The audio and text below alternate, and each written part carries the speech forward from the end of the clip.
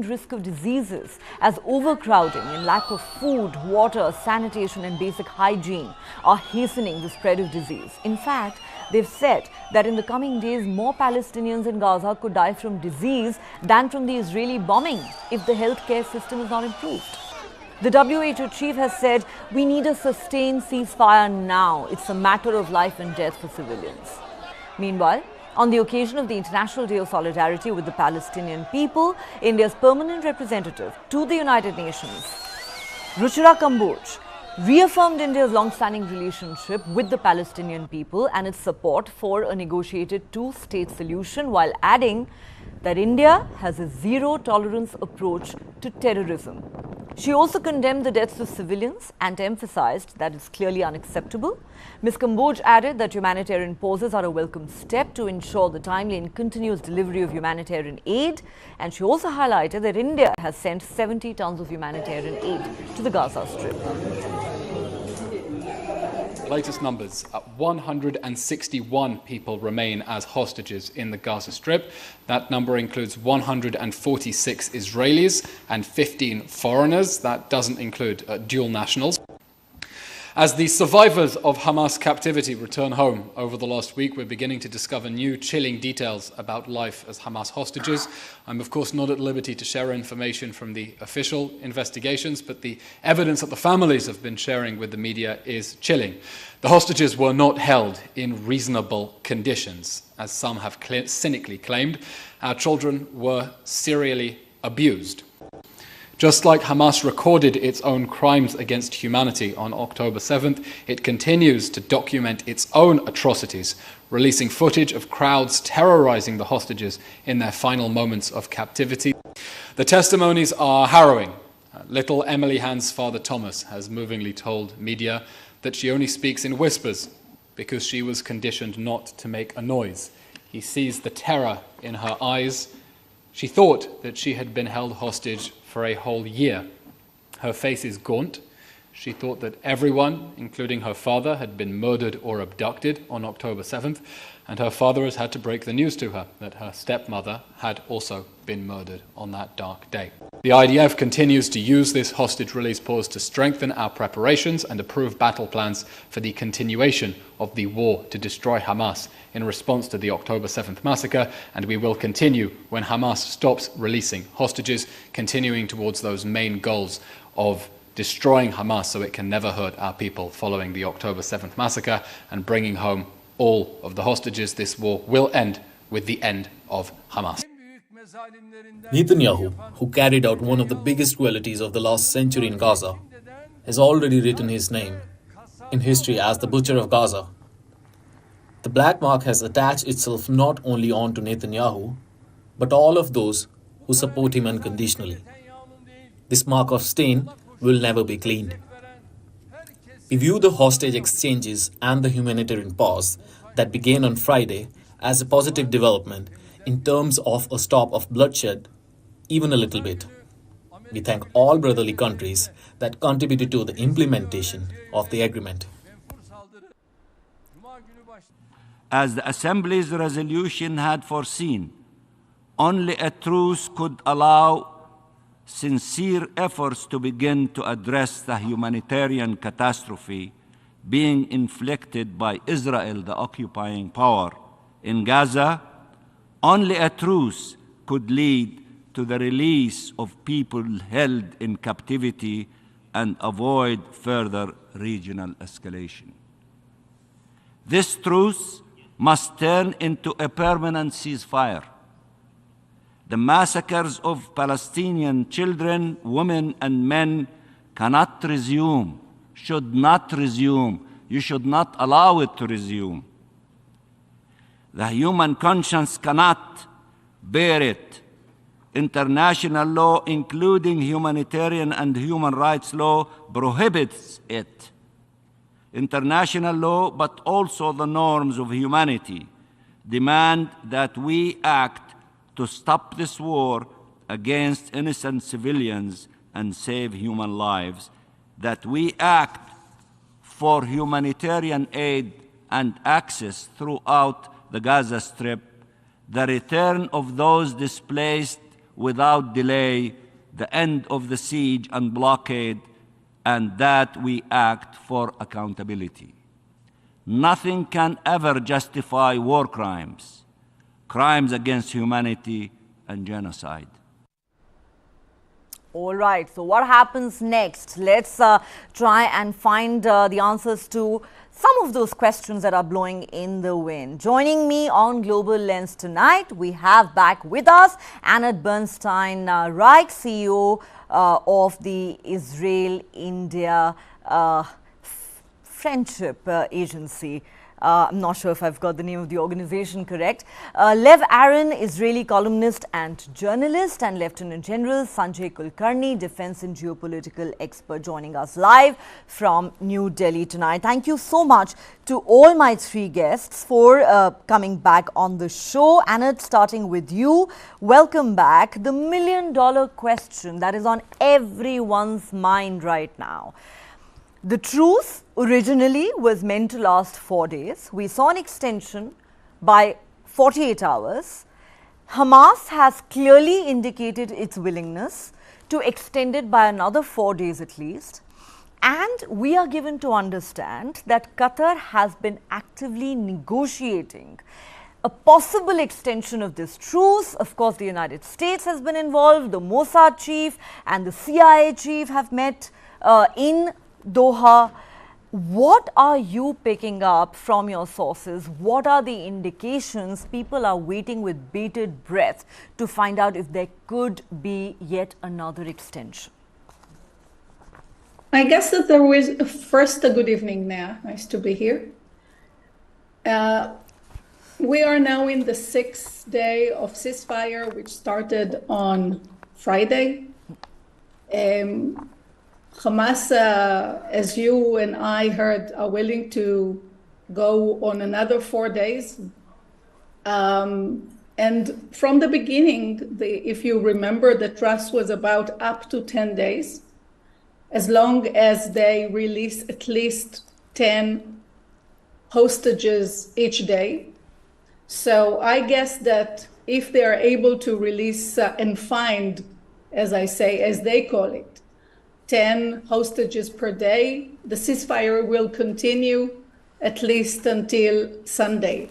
Now, Neha, please pay attention. I'm wearing an orange color today, and this is as a tribute to the Bibas family, the 10 months baby which is held captive by Hamas. And they are using the Bibas family, the redhead family, as their, I would say, we call it the tiniest child. They were supposed to release the children first, and they're not keeping their agreement.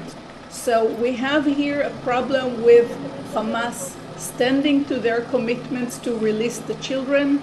They come up with very, I would say, weak excuses. And this can be a problem to the continuation of the agreement. I truly hope that they will come to their senses and release all the children. There are still children held by Hamas, and the children that were released in the past few days start to talk. Some can whisper, as you rightly said. But some are telling us very sad stories about the way they were kept by the Hamas, which makes us even more worried for the children that are still there. There is no doubt that it is heartbreaking to think about the little children and babies who continue to be in Hamas captivity, which is one of the many reasons why perhaps it is so important for this truce to continue, not to mention the fact that it's also brought some much needed respite to the people of Gaza who have withstood relentless fighting and bombing for weeks now. Let me go across to Lev Aaron. Lev, I will put to you the same question that I asked Anat. How strong do you believe are the chances that we're going to see another extension of this truce? Today is the 6th day. It could be the final day, but many have expressed the hope that it may be extended. Hamas seems willing. Where do you think Israel stands on this? And could the terms and conditions of the truce change were an extension to take place? Okay, so of course it could, we can have it for a few more days, but the persistent continuation of military operation involving air, land, sea engagement is necessitated by most Israelis because of the angry squad of radical Islam and Hamas, whose rage is against Western and Jewish civilization itself. So the point is that what most Israelis want is not a ceasefire, but a peace. And as long as Hamas does not see a two-state solution as something that he can digest because of his, let's say, Islamic beliefs, it seems like after the ceasefire, a war will be there. And Israel is still feeling that without winning the Hamas in battle, in the long run, we will have many more hostages. And I will add another sentence. I think also many Israelis feel that it is like our last chance to have a one-front war against Hamas. Right now, it seems like in Lebanon, Hezbollah does not have much of an appetite to fight against Israel in a big war. And the same is true about Iran. At least that's how we feel. Maybe we are wrong. So right now it feels like we have a one-front war against Hamas. And who knows if we have, let's say, a long ceasefire of half a year, of 1 year, if the next war against Hamas would not be a two-front war, a three-front war. So it is not only about the hostages. We are so happy that the hostages are back home. But there is also the rational, not only feeling, but even some kind of commitment that we have to have the war against Hamas as long as we are sure that we can win the war in a reasonable time. Thank you. Okay. Of course, the Israeli Prime Minister has said repeatedly that our ultimate goal is to wipe Hamas out. That's the only way this war is going to end. Both he and the Defense Minister have repeatedly said that once the ceasefire is over, the military campaign will continue, or rather resume. But let me get a word in from Lieutenant General Sanjay Kulkarni. Sir, the way things stand currently, do you believe there is likely to be an extension of this truce? Because thankfully, barring a few episodes of some skirmishes here and there, the truce has held for 6 days. We've in fact seen an extension of the 4-day truce by 2 days. A whole host of hostages, at least 85, have been released. 180 Palestinian prisoners have also been set free, not to mention the fact that this truce has brought some desperately needed respite to the beleaguered Palestinians in the Gaza Strip. As talks in Qatar continue, what is your hunch, sir? Do you believe that we are likely to see a further extension of this truce, and that in the process we could see perhaps Israel, making fresh conditions before Hamas? For example, to say we want our men back, we want our soldiers back, though that is something that Hamas has so far ruled out. What's your take? Neha, thank you very much. I think I'm as hopeful as you are, and both Lev and Anand, primarily because we look forward. They've had a truce, and this is a golden opportunity for Hamas to stop the war. Hamas would have realized what destruction causes. You rightly brought out over 1 lakh odd people are suffering from hunger, food, water, everything, and there are likely to be more deaths from hunger than there would have been from the bombardment, which has been almost about 15,000 people who are dead so far. I think at this point of time, primarily because the Hamas insistence all for all, that means we will release your men, you release all our men. Well, that may not be acceptable to Israel, because Israel must be holding thousands of Palestinians. Even now from the West Bank, they've almost picked up 112 of those in the night patrols, the clashes that have taken place. So Israel may not go in for all in all. But so far, even if you see about 30 odd hostages are below 18, about 36 of them are below 55, and about the balance of them, about 19 of them are above 55 and going as high as even 90 years. So if that be so, and there are some children still there. So Hamas has been insisting in releasing women and children and are not releasing the men. Whereas most of, even from Israel also, most of them are women and children of the Palestinians that have been released. So the men folk have been kept, and in fact 4 have died in captivity, in Hamas captivity, and one of them is an Israeli soldier. So that is the situation. So I think there's total lack of trust, there's total lack of this thing, and all this has been orchestrated, managed by tremendous amount of pressure coming from Egypt, coming from USA, Qatar, the way the things are moving. I sincerely hope, even if it is held for 2 days, if Hamas was to show some consideration, release 10 Israeli hostages on the first day, that's tomorrow, and again release 10 after that, probably the intentions would be clear. Rather than bringing in kind of conditions, you release our men first, all for all, this kind of, and that, and again 200 trucks per day. The Gazans have started feeling the pinch of it because 200 trucks aren't enough. The Hamas is insisting that the trucks aren't allowed to come into North Gaza. There is crisis for fuel. The Americans are insisting that the southern Gaza should not be bombarded again by the Israelis if the ceasefire fails. So there is tremendous pressure in Israel. There is no denying the fact the world pressure is in Israel that the hostilities must stop. But yes, the terror must also be eliminated. There is no question of terror, because right now it's not a war only between Hamas and Israel. It's a war with terror. And if this terror comes to use for whatever the reason it is, if the Hamas had 30,000 fighters, and even if we assume that 10,000 are dead, there are 20,000 still living. Even if we assume that all of northern Gaza has been evacuated, there are 500 kilometers worth of tunnels that are existing. There will be a whole lot of them will logistically self-sustaining. So there is a threat. There is no denying the fact that Israel suffers under a massive threat. And the kind of things and the world opinion has been created against Israel to say that they should be humanitarian. I think it's time now, even Hamas, though an elected body of the Gaza Strip, and they also have their own concerns with Fatah in the West Bank, whatever it be, I think Hamas, it's time for Hamas to now show some consideration so that if they require a world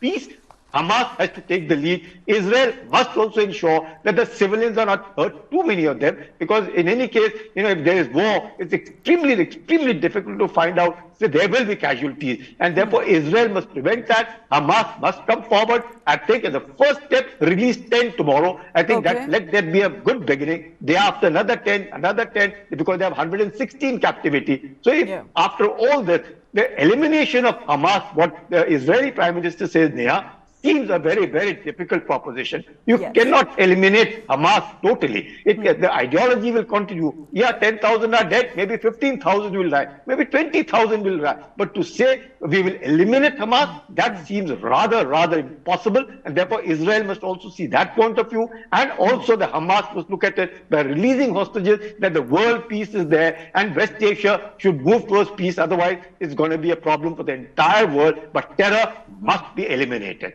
Okay, you've made some very interesting points, sir. You're right. This is something we've debated on this show time and again.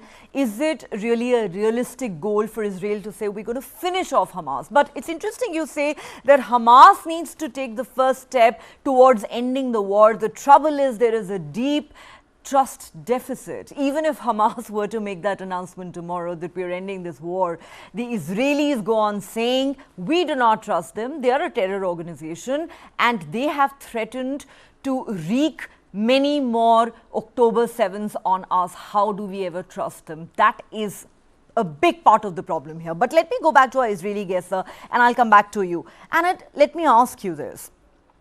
Israel had said at the beginning of this temporary truce that for every 10 additional hostages released by Hamas, we are willing to extend the truce by 10 days. However, you are categorical that Israel will not agree to extend the truce beyond Sunday. Now, if you do the math, if they still have 160 plus hostages in their captivity and you extend the truce by another 4 days and you get only 10 a day, well then that means that well over 100 people, most of them Israelis, will continue to be in Hamas captivity in Gaza come Monday. While you say that Israel's primary objective is to finish off Hamas, isn't it equally important for you to bring back each of those hostages? That is one of the stated objectives of this war, isn't it? How are you going to achieve that if Israel has made up its mind about not extending the truce at all beyond Sunday? I don't remember that I said that Israel will not extend. I said that Israel said that at the moment, the agreement is for 10 days, okay? With rules that were agreed and terms that were agreed between the parties. The problem that Hamas is not standing to their commitments according to the agreement now already, and they're breaching it every day. They have separated on purpose a mother and a daughter 2 days before they were supposed to be released. They released the daughter, they kept the mother in captivity. And they are playing those games time and again. So Hamas, if they really want to continue the truce and continue the ceasefire so that they will release more hostages, they need to come clean, something that it's a bit difficult for them, I guess. And Israel, the number one priority is hostages. And I totally agree with you. If we get the hostages, we will wait, because for us, every soul is precious and every hostage is important to us. But we need a partner to do that. They're playing games saying that some of the hostages are being kept by the jihad, Islamic Jihad. Some hostages, like the Bibas family, the Redheads, are being kept by other terrorist group. So they're playing those games. Enough to play games. They need to come up clean, at least in this agreement. Qatar is working hard along with the US and Egypt. You're right about that. And if we are able to get our hostages back, we will wait. I don't see it happening. I wish it would happen. Every person, we know them by name, we know them by heart, and we're waiting for them to come. If it will happen, we will wait. Okay, if it helps, we will wait. That is very interesting, because a lot of reports seem to suggest that there is an unwillingness on part of Israel to continue the truce beyond Sunday. So, Lev, let me ask you this question. According to the number crunching that many have done, if 10 hostages were to be released by Hamas per day, you would need to wait for at least 2.5 weeks for all the hostages to be released. If, let's say, hypothetically, Hamas were to agree to release all the hostages, provided the truce carried on, would Israel be willing to consider having the truce beyond Sunday? Because while there is a lot of talk about how there are concerns that Hamas will regroup and rearm itself during this pause in the fighting, but you do want the hostages back. So is that an option that Israel, you think, would be seriously willing to consider? 2.5 weeks, like I said, at the very least. So I totally agree with Anat. There is nothing more important for us than to see the hostages coming back. It is our duty as a government. They lived in the kibbutzim next to the border inside Israel. They were dancing in the party, and we are obliged to bring them back. So I guess, like Anat, that the public pressure will make it difficult for the government of Israel to refuse to continue giving Hamas more days of ceasefire in exchange of 10 abductees, hostages a day. The question, will Hamas agree to give us 10 hostages on a daily basis, is another factor, because also Hamas knows that once it does not have any more hostages, let's say Israel is sure that all the hostages are now with the Islamic Jihad and not with Hamas. So Hamas knows that Israel will be even more willing to fight and beat and finish Hamas. Not Hamas as an idea. I agree with the general. You cannot beat an idea, but Hamas as a political and as an army that can hurt us so much as we saw in October. So in this sense, I think, yes, it is okay for us, for most Israelis, and also for the government to digest a ceasefire with 10 days hostages per day. On the other hand, I'm not sure, exactly like Anat said, that Hamas will do it. First of all, because they are a terror group. And the second reason is because they know that once they don't have hostages, they don't have also any leverage on Israel. Okay, though I really wonder if that leverage has helped Hamas in any significant way, given that this war has gone on for 2 months now, and before the temporary truce, we saw relentless bombing of Gaza, followed by a ground assault by the Israeli forces. But let me put that question to the General. Lieutenant General Sanjay Kulkarni, our Israeli guests seem to believe that while Israel may be open to the idea of extending the truce for the sake of getting all its hostages back home safely, they are skeptical that Hamas will be willing to release all the hostages, because then they lose the leverage that they have over Israel in this war. Therefore, so I'm going to ask you, in your assessment, how do you see things panning out over the next few days? There are also reports that have suggested that Israel, especially, the hardliners in the Netanyahu government, are quite unwilling to let this truce last beyond 10 days, which certainly means that they will not have all the hostages back. How do you see this panning out? True, Neha. I think there is a lot of pressure on the Benjamin government, primarily because the coalition itself, even though Ben Gvir, who is the interior minister for them, has threatened to resign. They have just 6 members, but they have 3 ministers. So there is a tremendous amount of pressure that that Israel should continue for war against Hamas, and that must continue for whatever the reason it may be. But whatever it may be, I think Israel has managed to convey to the Palestinians, to the Hamas, and to all in West Asia that do not mess around. If anyone in West Asia seems to feel that the Jews can be thrown into the sea, well, they can forget about it.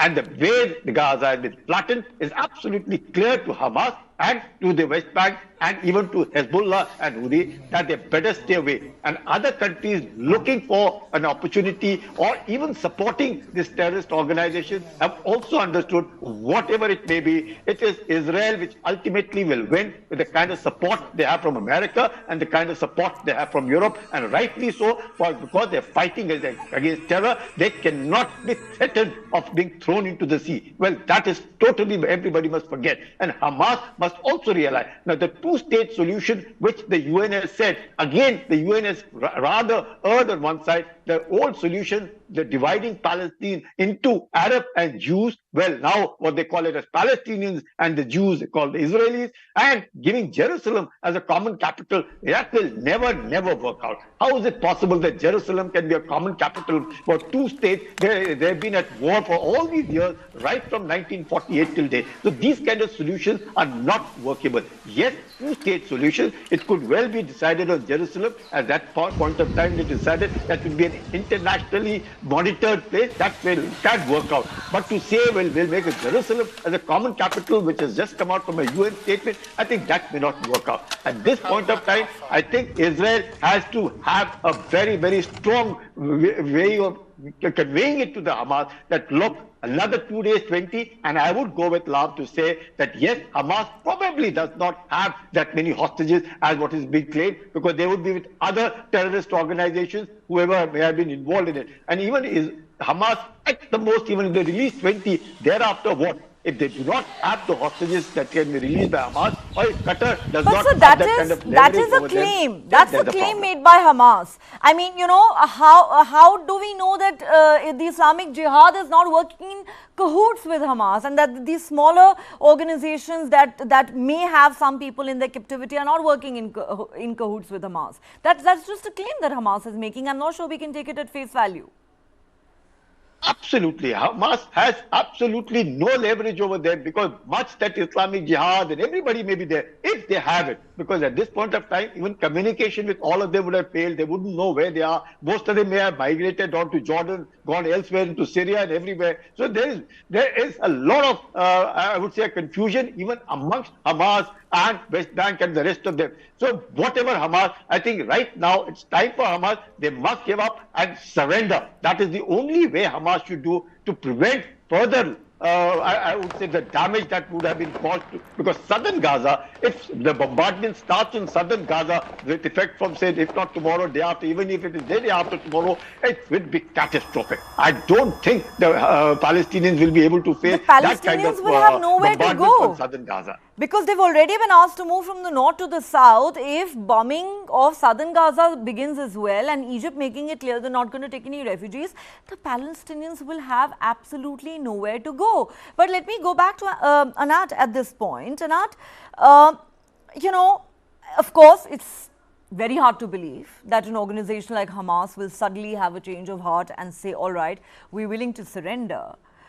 But the question is, as the general said, that, you know, maybe Israel has set itself a somewhat unrealistic target of completely wiping out Hamas, because it's not just an organization, it's not just about its military infrastructure and thousands of its cadre, it's also about the idea, the ideology that has existed for a very long time. So I'm going to ask you this: what would constitute a victory for Israel in this war in concrete, tangible, realistic terms? I think that the victory is peace to the southern part of Israel, in a sense that a victory will be no rockets, no rocket barrage on Israel. Once this happens, it means that we have weakened Hamas and they stopped attacking us. To say that we will eradicate Hamas, I truly hope that it will happen. We will definitely weaken Hamas. And all we want, as I time and again tell you, we want peace. We don't want to be attacked. We don't want to have sirens here. And we want Hamas to go out of Gaza and let their people live in peace. I guess that many people in Gaza want it too, but they are too weak to face Hamas.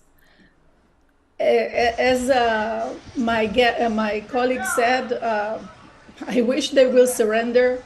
I'm a bit skeptical of this option, but definitely with a bit more pressure, they will able to consider it. I think that Qatar can play a role here, Egypt can play a role here, but it will take some time. I mean, they're still strong, they're still have ammunition and fuel and whatever need to continue harassing Israel. So we cannot stop right now, because we will go to square one and we will be attacked again. And it's their mission. It's not me that is saying it. They are saying it. They are declaring it over and over that that's their intention. So what am I supposed to do? What Israel is supposed to do? Sit idle and wait? This is something that we are saying all the time. I don't find other solution than weakening Hamas and making them even let their leaders leave the Gaza Strip. That's a start. Don't surrender to Israel. Well, the interesting fact is that a lot of the leaders are already not in Gaza. They are hiding far away in the luxury and comfort and safety of Qatar. So maybe Yahya Sinwar and his brother and his colleagues also move to Qatar and let their people go, as we say. Okay, so Lev, let me ask you this question. Do you believe there's even a remote possibility that Hamas suddenly has a change of heart and says, all right, we surrender? And will that be the end of the war? Here, take your hostages, we surrender. Will that be the end of the war? And what role can countries like Egypt, Qatar, Jordan play in all of this? We know that they've played a big role in negotiating this temporary truce, but the world wants to see an end to the war, not just a temporary truce. What role do you think these countries can play? I don't think right now we can see Hamas giving up the war. I also do not see Hamas recognizing any part of Israel, even as 1 square inch of Israel will always be for Hamas part of the Muslim land, a Palestinian land. And look, anyway, eradicating the notion that any region that once was under Muslim authority must inevitably become again under Muslim authority is not an idea that we can kill. We cannot kill the idea of Hamas. We cannot kill the idea of the Muslim Brothers. We cannot kill the idea of Maulana Maududi. We cannot kill all these ideas, but we can reduce the acceptability of these ideas. And once those who want to promote these jihadistic ideas, they lose a war, also the acceptability that they have among their own people is much less. So in a way, it is not that we have a military solution to horrific ideas. There is no military solution to horrific ideas. But once you win a war, still you know that the idea has a, let's say, a lesser acceptability and political clout than it had before the war. All right. Let me go back to Lieutenant General Sanjay Kulkarni. General Kulkarni, you know, the question really is, how do we bring an end to this war? Because frankly, nobody believes at this point that Hamas would be willing to end this war unilaterally, or that it would be willing to surrender and peacefully return all the hostages. Therefore, what do you think is the way forward? Because just too many Palestinians, frankly, have suffered in the last 8 months. Too many have died on both sides. According to you, what greater role can the Arab world play going ahead? Sorry, Nia, I couldn't hear you very well. But if I understand the role that you are wanting to know from me would be played. See, at the moment, it's very important that the Palestinians themselves have not as yet raised their voice against Hamas. And that's something which is alarming. The amount of suffering that they have all gone, even presuming that out of 12 lakh in northern Gaza, all of them have left Gaza, and just about 1 lakh are left, and all the Hamas fighters are there, whatever the number they may be. Still, the Palestinians haven't raised their voice, and that is something which we really need to look about. Therefore, even if Hamas are eliminated, the Palestinians seem to be supporting it. Whether it is out of fear or it is out of sheer, the ideology that seems to be pushing them, and that is something which is dangerous. Israel has to ensure, it is just not Hamas, it has to also ensure that Hezbollah must not threaten northern Israel. Israel has to ensure that even Houthi, therefore it's a comprehensive package of peace that Israel would be looking at, so that neither Qatar nor Egypt or anybody for that matter might all that they might work for peace. It is Iran that has a tremendous amount of influence over the other two organizations also, Hezbollah and Houthi. They also need to be have to play a big role, and therefore a comprehensive package, not just with Hamas, and thereafter the Israelis are left to and here after the sort of peace that might just happen at Gaza, you might have the Hezbollah doing it. And after all this, during the same period, you find Hamas regrouped again, putting Israel into trouble. So obviously, Israel is looking for total safety, and therefore this is the final call. It's a call for Israel's survival. Israel is to ensure that nothing hereinafter should happen to Israel.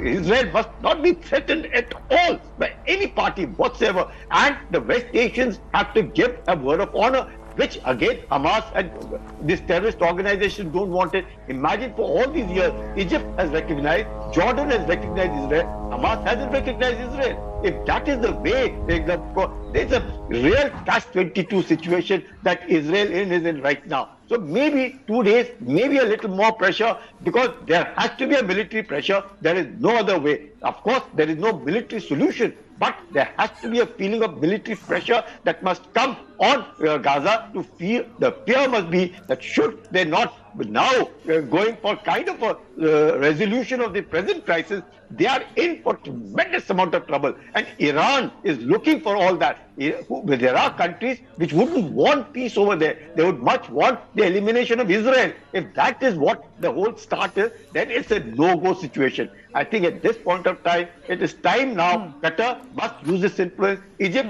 Jordan must use its influence on Gaza and be able to tell Hamas that enough is enough. Otherwise, everybody is going to get wiped out. If they are looking at Israel wiping out, they will also get wiped out, and all others will also. And there are countries in waiting. Everybody knows there are countries in waiting, so that there will be a time when, because of American involvement in Ukraine, they would say that the weapons over there will sooner or later get, after all, deplete. The same kind of help may not be able to come towards Israel, because Israel has also got about $12 billion of arms and equipment from America to fight all this. It may not be a lifelong thing which will go on. And there are countries like China, Iran, Russia, all waiting with all the resources and arms that they have. So it's a real catch-22 situation, and therefore it is in the interest of Israel not to be too headstrong. It is also in the interest of Hamas not to go beyond a point, and now to say, okay, it's truce, and Israel has conveyed its point of view, and therefore not wipe out Hamas, but definitely ensure its own safety, and the world must play a role. The UN, which has virtually become a defunct organization, must also play a major role to ensure that there is peace prevailing in West Asia. I totally agree, sir. The international community needs to play a much bigger role, because it's the Palestinian people who are caught in the crossfire between the Hamas terror organization and Israel. And like you said, before you know it, Israel could be faced with a multi-front war is at a risk that Israel is willing to take. The stakes are incredibly high, not just for the Palestinians and the Israelis, but for the entire region and indeed the entire world. On that note, Anand Bernstein, Lieutenant General Sanjay Kulkarni, Lev Aaron, thank you so much for joining me on Global Lens. We look forward to having all of you back. All right, we will of course continue to track this story closely, and that question still remains uppermost on everyone's mind. Will we see an extension of the Israel-Hamas truce? For now, let's turn our attention to India's neighbor, Pakistan. Jailed former Prime Minister of Pakistan Imran Khan will not contest the intra-party polls and has instead nominated Gauhar Khan for the post of Pakistan Tehreek-e-Insaf chairperson to lead the party in the upcoming general elections. That was announced by a senior party leader today. The intra-party elections are scheduled to be held on the 2nd of December. This announcement comes a day after confusion erupted within Imran Khan's party after it dismissed a statement by one of its own senior leaders who had claimed that the jailed leader would not contest for the chairman's post. Pakistan Tehreek-e-Insaf is set to conduct intra-party elections within the 20-day time frame set by the Election Commission, so it can retain the bat as its electoral symbol ahead of the general elections scheduled to be held in the country on the 8th of February. Remember, Imran Khan remains behind bars in Rawalpindi's Adiala jail and is entangled in multiple legal battles. मेरे पास अल्फाज बिल्कुल नहीं है खान साहब के शुक्रिया अदा करने का, या जो उन्होंने एतमाद किया मेरे ऊपर, या मेरे ज़िले के ऊपर, या KPK के ऊपर, या हमारी पूरी टीम के ऊपर, इसका मेरे पास अल्फाज नहीं है शुक्रिया अदा करने के लिए। लेकिन मैं खान साहब के नॉमिनी नुमाइंदा जाननशीन के हैसियत से हूँगा। PTI वही है जो खान साहब की है। खान साहब लीडर है, चाहे वो जेल के अंदर है, चाहे वो जेल के बाहर है। खान साहब लीडर, चेयरमैन थे, चेयरमैन है और इंशाल्लाह ताहयात चेयरमैन रहेंगे, ये फैसला हो चुका है। मैं उस वक्त तक इस सीट पे अपनी जिम्मेदारियां निभाऊंगा जब तक खान साहब वापस अपनी सीट पे बाइज्जत तौर पे वापस नहीं आते, और इंशाल्लाह वो दिन दूर नहीं होगा जब वो बड़े असूख के साथ इंशाल्लाह ताला वापस आएंगे। As we said, the general election in Pakistan is slated to be held on the 8th of February, and it certainly promises to be a fascinating contest. This when Imran Khan, the former Prime Minister, is still in jail. Well, that's all the time we have on this edition of Global Lens. If you have been, thanks so much for watching. Do stay tuned to News9 Live for the latest news updates.